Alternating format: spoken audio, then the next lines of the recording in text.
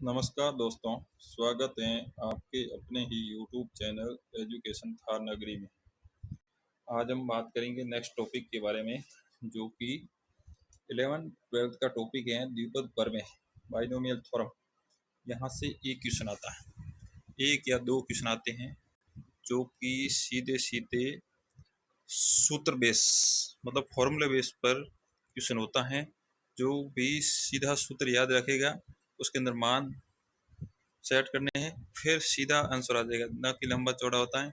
सीधे सूत्रों पर ही इसके अंदर टॉपिक से क्वेश्चन आते हैं। इस क्लास के अंदर हम बात करेंगे इम्पोर्टेंट फैक्ट्स और सूत्र और बार बार आने वाले रिवाइज क्वेश्चनों के बारे में, जो कि यहाँ से एक क्वेश्चन 100% पेपर के अंदर छपेगा इस क्लास से, जो कि आपके लिए बहुत ही फायदेमंद रहेगी। यदि आप हमारे चैनल पर नए हैं तो हमारे चैनल को एक बार जरूर सब्सक्राइब करें और लाइक और शेयर जरूर करें। चलो आगे चलते हैं, बात करते हैं टॉपिक के बारे में। द्विपद प्रमेय, यह topic NCERT book, SR Saini, RBSC की बुकें, उनको सभी को शामिल करते हुए इम्पोर्टेंट फैक्ट्स, सूत्र और सीधे डायरेक्ट क्वेश्चन जो कि बार बार एग्जाम के अंदर आए हुए हैं, उनको ही शामिल किया गया है। लंबी चौड़ी क्लास ना होके 15 या 20 मिनट के अंदर ही क्लास को पूरा किया जाएगा। इस क्लास के अंदर द्विपद प्रमेय के बारे में बात करेंगे। शुरू करते हैं। पहले नॉर्मल है, एनसीआर बराबर होता है फैक्टोरियल एन बटे factorial r factorial n minus r. ये एक नॉर्मल सूत्र है जो कि हर जगह काम आता है। इस सूत्र के अंदर मान रखने के बाद कभी कभी कुछ सीधे मान रखने पड़ते हैं, तो याद रखने के लिए इनको हमने भी साइड में रखे हैं। NC0 का मान होता है 1, NCN का मान होता है 1, NC1 का मान भी n, और NCR को हम NCN-R लिख सकते हैं। इसको हम NCR को NCN-R के रूप में लिखा जा सकता है। ये एक साइड में विशेष स्थिति है, इनको आप याद रखें। ये सूत्र है एनसीआर का, जो कि फैक्टोरियल एन बटे factorial r factorial n minus are.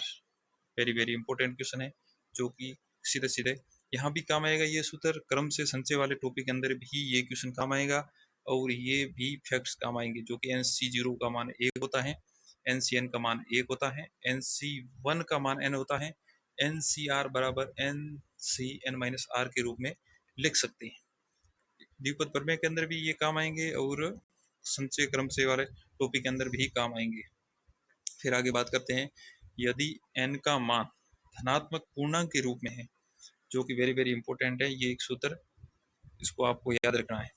x plus a की पावर n बराबर लिखते हैं NC0 x की power n plus NC1 x की पावर n माइनस 1, a साथ में लिखना है, प्लस NC2 x की power n minus 2 a square plus dot dot dot dot NCN a की पावर n। इसको सीधा याद रखना है।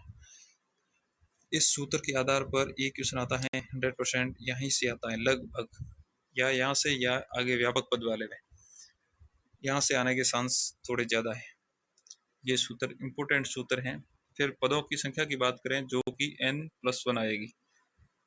इस प्रकार फॉर्मूले के रूप में या क्वेश्चन लिखा होगा, उस क्वेश्चन के अंदर आपको पूछा जाएगा कि पदों की संख्या कितनी होगी। तो यहाँ पर जितने भी लिखे n, या जैसे कि 2, तो पदों की संख्या होगी 2+1 मतलब 3 होगी।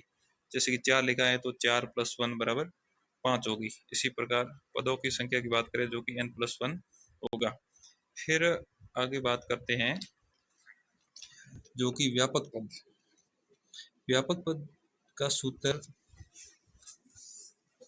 भी काम में लिया जाता है प्रश्नों को हल करते समय, जो कि आएगा TR+1 बराबर NCR x की power n minus r a की पावर r। ये वेरी वेरी इंपॉर्टेंट सूत्र है। और NCR क्या है, यहाँ द्विपद गुणांक है, द्विपद गुणांक के रूप में लिखा हुआ है। व्यापक पद है, यहाँ से क्वेश्चन आने की पूरी पूरी संभावना है। TR+1 बराबर NCR x की power n minus r a की पावर r। फिर आगे नई हेडिंग की बात करते हैं जो कि द्विपद पर में है, उसके अंदर मध्य पद के बारे में कभी कभी पूछा जाता है। इस प्रकार प्रसार लिखा होगा x प्लस ए की पावर n के प्रसार में मध्य पद बताइए। क्या बताना है? इस प्रसार के अंदर आपको मध्य पद की बात करनी। यदि आपके पास x प्लस ए की पावर n है, यदि n सम संख्या है, यदि n सम संख्या है तो मध्य पद क्या होगा? n/2 प्लस 1 वह पद होगा। क्या करना है? n लिखा हुआ है, n यदि आपके पास सम है तो मध्य पद के रूप में आपको n/2 सम होगा, तब 2 का भाग चला जाएगा, उसके अंदर 1 प्लस करना है, वह पद होगा। और यदि आपके पास n विषम है, क्या है? n विषम, तब मध्य पद क्या होगा? n प्लस 1/2 n प्लस 3/2 वह पद, मतलब 2 पद आएंगे, जैसे कि ये मतलब 5 और 6 ऐसे पद आएंगे। फिर अगली हेडिंग के बारे में बात करते हैं, जो कि इम्पोर्टेंट फैक्ट्स ही बात की जाएगी, न तो आपको इस क्लास के अंदर क्वेश्चन सॉल्व कराए जाएंगे, न ही क्वेश्चनों की प्रैक्टिस की जाएगी। आपको एक क्विक रिवीजन के रूप में यहाँ पर अध्ययन कराया जाएगा। फिर अपन बात करते हैं अगली हेडिंग, विशिष्ट पद ज्ञात करना। किसी कोई प्रसार दिया होगा, उसके अंदर आपको विशिष्ट पद कैसे हल करते हैं उसके बारे में बात करते हैं, जो कि एक सूत्र बेस पर इसको हल किया जाता है। सूत्र होता है, पहले प्रसार के रूप में ऐसे होगा, x की power alpha plus minus 1/x की पावर बीटा का होल पावर n के प्रसार में x की घात m यदि t r प्लस 1 में आता हो तो r का मान कैसे ज्ञात करोगे आप? r बराबर होगा n अल्फा माइनस m बट्टे अल्फा प्लस बीटा। r का मान कैसे ज्ञात करोगे? r का मान इस सूत्र के अंदर रखना पड़ेगा, r बराबर n अल्फा माइनस m बट्टे अल्फा प्लस बीटा। फिर यहाँ से r का मान आ जाएगा। यदि आपके पास r का मान ऋणात्मक या भिन्नात्मक के रूप में प्राप्त होता है तो अभीष्ट पद प्रसार में विद्यमान नहीं होगा। यदि इसके अलावा कोई प्राप्त होता है धनात्मक के रूप में, नॉर्मल एक संख्या के रूप में, तो वो इस प्रसार के अंदर विद्यमान होगा। ऋणात्मक और भिन्नात्मक के रूप में प्राप्त होने पर अभीष्ट प्रसार में विद्यमान नहीं होगा। फिर एक सूत्र है, उसके बारे में बात करते हैं, एनसीआर बट्टे NCR+1, इसको किस रूप में लिखा जा सकता है? इसको हम इस प्रकार लिखेंगे कि नीचे वाले टर्म के अंदर जो R+1 है उसको लिख देंगे ऊपर R+1, बट्टे में क्या लिखेंगे? ऊपर वाली टर्म है जो कि NCR, इसको N-R कर लेंगे, मतलब N में से घटा लेंगे, तब क्या बन जाएगा? NCR बट्टे NCR+1 बराबर R+1, क्या बनेगा? R+1 बट्टे N-R। ये सीधा सूत्र के रूप में काम आ जाएगा, मतलब प्रश्नों को सॉल्व करते समय बीच में ये काम आएगा कहीं कहीं, जो कि आपको आंसर तक पहुंचने में सहायता करेगा। इसीलिए इसको थोड़ा याद रखना, कुछ नहीं याद, ज़्यादा नहीं रखना है, इसके सीधा याद रखना है। ये नीचे वाला टर्म लिखा हुआ है इसको यहाँ लिख देना है, यहाँ जो लिखा हुआ है इसको N-R कर देना है, फिर आपका एक सूत्र बन जाएगा। फिर आगे बात करते हैं, एक इम्पोर्टेंट क्वेश्चन की बात करते हैं, जो कि स्टैंडर्ड क्वेश्चन है, इसके अंदर कोई मान चेंज होने वाले है नहीं, इसीलिए इस क्वेश्चन को यहाँ पर लाया गया है। ax² प्लस 1/bx का पावर 11 के प्रसार में x की पावर 7 का गुणांक, किसकी?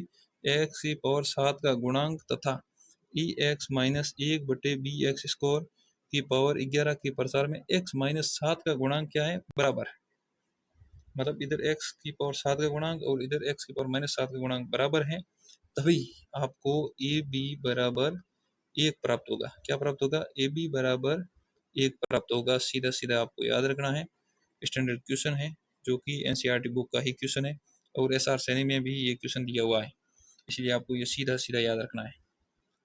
फिर आगे बात करते हैं द्विपद परिमेय में पदों की संख्या के बारे में। यहाँ से कभी सिंगल क्वेश्चन आ जाता है, जो कि नॉर्मल सीधा सीधा क्वेश्चन है। इसके अंदर आपको x1 plus x2 plus dot dot dot x की पावर k, यहाँ क्या लिखा हुआ है? k टर्म होगा, की पावर n के प्रसार में पदों की संख्या का एक सूत्र होगा n plus k minus 1 c k minus 1। n कहाँ से, जो कि उसकी पावर होगी वो k, कौन सा? जो कहाँ तक पद लिखा हुआ वो k, तब क्या होगा? n प्लस के माइनस 1 सी के माइनस 1, ये एक सीधा सीधा एक सूत्र बन जाएगा, ताकि द्विपद प्रसार में पदों की संख्या ज्ञात की जा सकती है।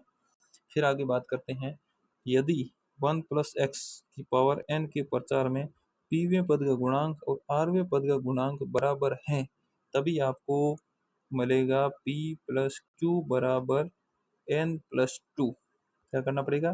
p प्लस क्यू बराबर n प्लस 2। n कौन सा? जो कि इसकी पावर होगी वो प्लस 2 करना है, तभी आपको इस प्रसार के अंदर ये मिल जाएगा। फिर आगे बात करते हैं एक स्टैंडर्ड जो कि पॉइंट ऑफ बात करते हैं, a की पावर 1/p प्लस b की पावर 1/q का पावर n, जहाँ a व b एक क्या होगी? अभाज्य संख्या। a व b क्या होगी? अभाज्य संख्या के प्रचार में परिमेय पदों या पूर्णांकीय पदों या करणीय रहित पदों की संख्या की बात करते हैं, तभी आपको मिलेंगे n। n कौन सी? ये पावर n बटे एलसीएम। किसका एलसीएम? जो 1/p लिखा है और 1/q लिखा है, p और q इनकी लेना है एलसीएम। जो भी आपको प्राप्त होगी संख्या, वही परिमेय पदों की संख्या या पूर्णांकीय पदों की संख्या या करणीय रहित पदों की संख्या प्राप्त होगी।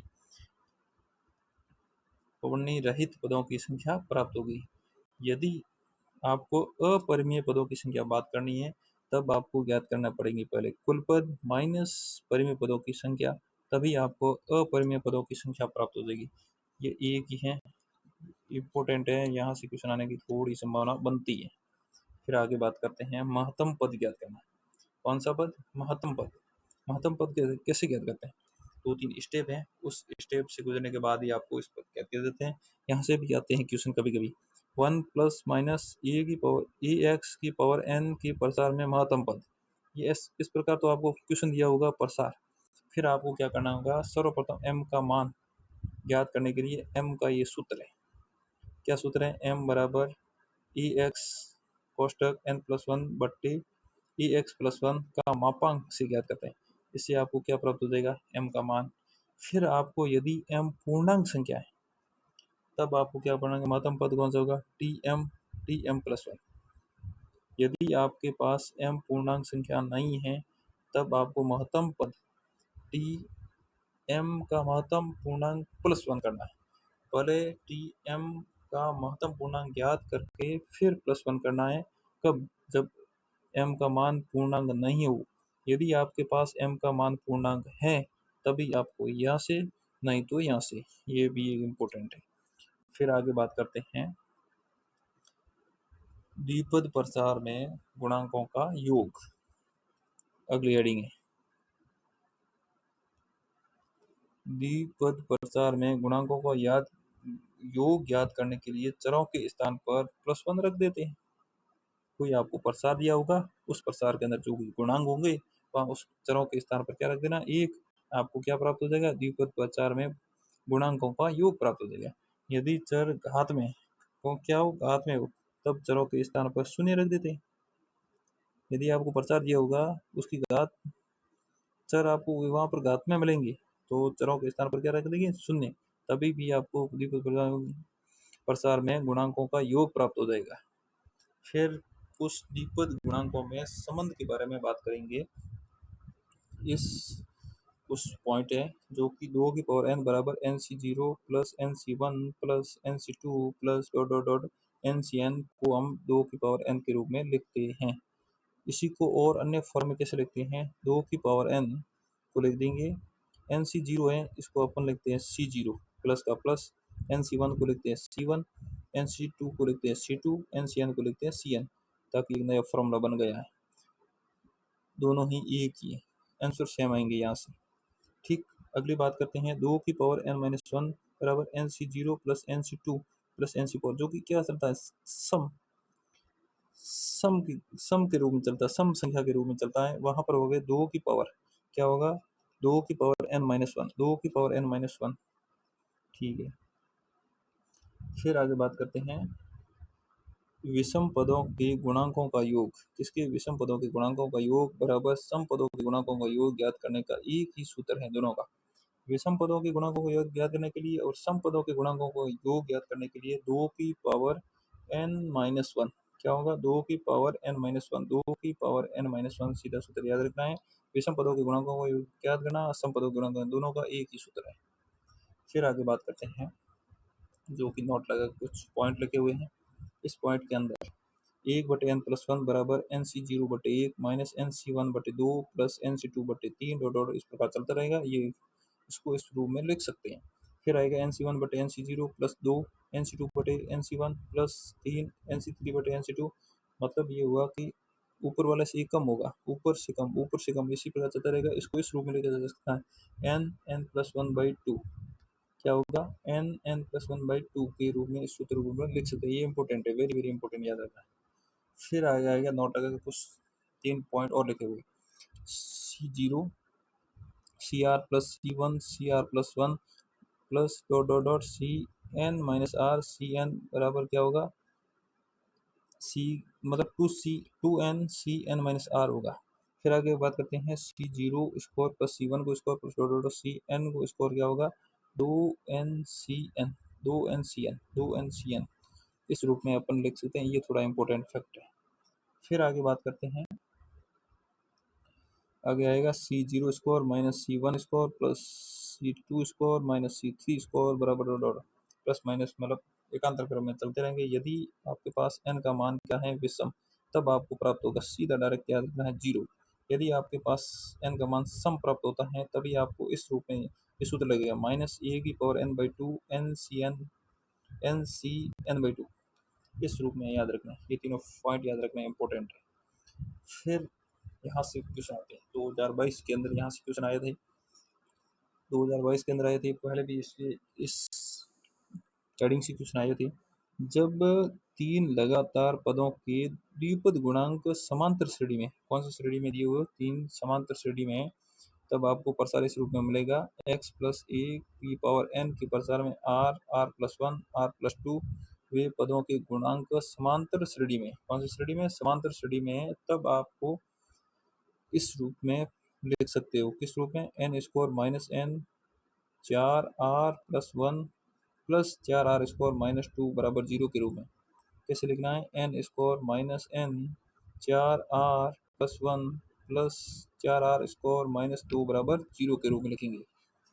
फिर आगे बात करते हैं, यदि ये तीनों ही पद हरात्मक जीपी में है तब आपको क्या करना पड़ेगा, 1 प्लस एक्स की पावर n के प्रचार में आरवें पद, r+1वें पद, r+2वें पदों के गुणांक हरात्मक श्रेणी में है, तब आपको लिखना पड़ेगा n plus n minus 2r का स्क्वायर बराबर 0।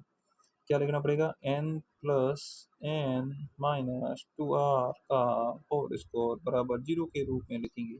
कब, जब तीनों लगातार जीपी श्रेणी में है तभी लिखना है। फिर आगे पॉइंट है, उसके अंदर है, जब 3 लगातार पदों के गुणांक a अनुपात b अनुपात c में दिए हुए हैं, तीनों गुणांक अनुपात में दिए हुए हैं, तभी आपको n का मान ज्ञात करने के लिए सूत्र होगा 2ac plus b a plus c बटे b स्क्वायर माइनस ac महत्तम पूर्णांक। ये चिन्ह किसका है, महत्तम पूर्णांक का, स्पष्ट आपको नोट्स के अंदर लिखा हुआ मिलेगा। फिर यदि आपके पास r का मान ज्ञात करने के लिए सूत्र लगाना पड़ेगा a कोष्ट b प्लस c बटे b स्क्वायर माइनस ac। ये तो होगा r का सूत्र, ये आपके पास होगा n का। इन दोनों से आप ज्ञात कर सकते हैं। फिर आगे बात करते हैं, अभी थोड़ा ही नोट लगा के कुछ पॉइंट लिखे हुए हैं। तो यदि आपके पास n सम है तब x प्लस a की power n plus x minus a की पावर n की विस्तार में पदों की संख्या क्या होगी, n/2 प्लस 1। प्रसार इस रूप में है, x प्लस a की power n minus x minus a की पावर n की डॉट डॉट विस्तार में पदों की संख्या होगी n/2। वहाँ पर तो क्या हुआ था, प्लस दिया हुआ था बीच में दोनों के, तब क्या होगा, n/2 प्लस 1 होगा, माइनस होगा तब n/2 होगा, सीधा याद रखना है। यदि आपको, यदि n का मान यहाँ पर क्या लगा होता, सम, यहाँ पर होगा विषम, तब आपको दोनों का एक ही सूत्र है। प्लस वाले और माइनस वाले के लिए सेम सूत्र है n/2 प्लस 1। यहाँ पर माइनस वाले के लिए n/2 था, प्लस वाले के लिए था n/2 प्लस 1। ये और ये सेम है, n सम है, n विषम है, इसी प्रकार। इसी प्रकार जो भी इम्पोर्टेंट फैक्ट्स, बार बार क्वेश्चन, जो भी important S R Saini, NCERT सभी बुकों का समावेश करते हुए ये क्लास तैयार की गई थी। शॉर्ट नोट्स के रूप में तैयार की गई थी। यहाँ से आपको 1 से 2 क्वेश्चन ज़रूर मिलेंगे। आप इनका एक बार रिवीजन ज़रूर करें।